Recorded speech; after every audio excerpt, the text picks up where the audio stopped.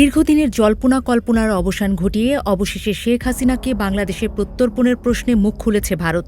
সাবেক বাংলাদেশি প্রধানমন্ত্রীকে ঘিরে দুই দেশের কূটনৈতিক অঙ্গনে যখন নানা আলোচনা চলছিল, ঠিক তখনই নয়াদিল্লির অবস্থান নতুন করে আলোচনার কেন্দ্রে উঠে এসেছে।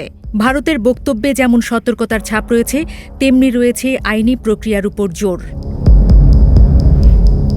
ভারতের পররাষ্ট্র মন্ত্রণালয়ের সাপ্তাহিক ব্রিফিংয়ে মুখপাত্র রণধীর জয়সওয়াল স্পষ্ট জানিয়েছেন, শেখ হাসিনাকে ঘিরে ভারতের অবস্থানে কোনো পরিবর্তন আসেনি। তার ভাষায়, প্রত্যর্পণের বিষয়টি সম্পূর্ণ আইনি প্রক্রিয়ার আওতাভুক্ত এবং সেই অনুযায়ী সিদ্ধান্ত নেওয়া হবে। অর্থাৎ রাজনৈতিক বক্তব্যের বদলে আইনের পথেই এগোতে চায় নয়াদিল্লি। এই মন্তব্যের মধ্য দিয়ে ভারত কার্যত জানিয়ে দিল, বাংলাদেশ থেকে আনুষ্ঠানিক কোনো প্রত্যর্পণ অনুরোধ এলে সেটি বিদ্যমান আইন, দ্বিপক্ষীয় চুক্তি এবং বিচারিক প্রক্রিয়ার আলোকে বিবেচনা করা হবে। ফলে বিষয়টি এখন কেবল কূটনৈতিক নয়, বরং একটি জটিল আইনি ইস্যুতেও পরিণত হয়েছে।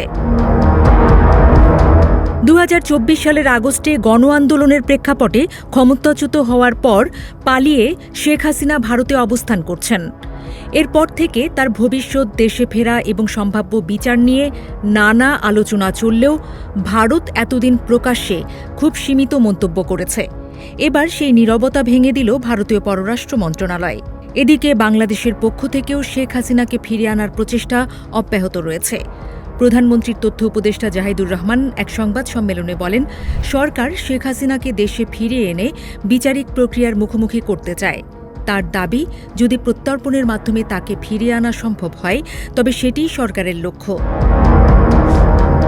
জাহিদুর রহমান আরও বলেন, শেখ হাসিনা দেশে ফিরলে তাকে স্বাগত জানানো হবে, কারণ সরকার চায় তিনি আদালতের সামনে নিজের বক্তব্য উপস্থাপনের সুযোগ পান।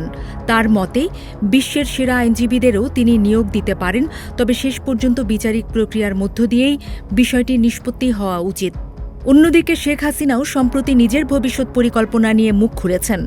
আন্তর্জাতিক সংবাদ মাধ্যম রয়টার্সকে দেয়া এক সাক্ষাৎকারে তিনি জানান, চলতি বছরের ডিসেম্বরের মধ্যে তিনি বাংলাদেশে ফেরার পরিকল্পনা করছেন।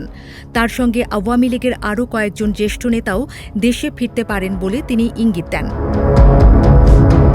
শেখ হাসিনা বলেন, দেশে ফিরে তাকে গ্রেপ্তার করা হতে পারে, এমনকি প্রাণনাশের আশঙ্কাও তিনি উড়িয়ে দিচ্ছেন না।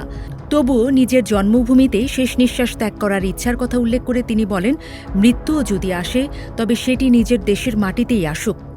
তিনি আরও দাবি করেন, কারাবরণ বা গ্রেপ্তার হওয়ার ভয় তার নেই। তবে আওয়ামী লীগের রাজনৈতিক কার্যক্রম স্থগিত রাখার সিদ্ধান্তের সমালোচনা করে তিনি বলেন, কোনো সরকার দীর্ঘদিন ক্ষমতায় থাকলে ভুল হতে পারে, কিন্তু সেই সরকারের ভালো মন্দের বিচার করার অধিকার জনগণের। বর্তমানে শেখ হাসিনার বিরুদ্ধে বাংলাদেশের আন্তর্জাতিক অপরাধ ট্রাইব্যুনালে মানবতাবিরোধী অপরাধের মামলায় অনুপস্থিত অবস্থায় মৃত্যুদণ্ডের রায় হয়েছে। এই রায়ের পর তাকে দেশে ফিরিয়ে আনার দাবি আরও জোরালো হয়েছে এবং প্রত্যর্পণ প্রশ্নটি দুই দেশের সম্পর্কের অন্যতম গুরুত্বপূর্ণ আলোচ্য বিষয়ে পরিণত হয়েছে। শেখ হাসিনার ক্ষমতাচ্যুত হওয়ার পর অন্তর্বর্তী সরকারের সময়ে আওয়ামী লীগের রাজনৈতিক কার্যক্রম নিষিদ্ধ করা হয়েছিল।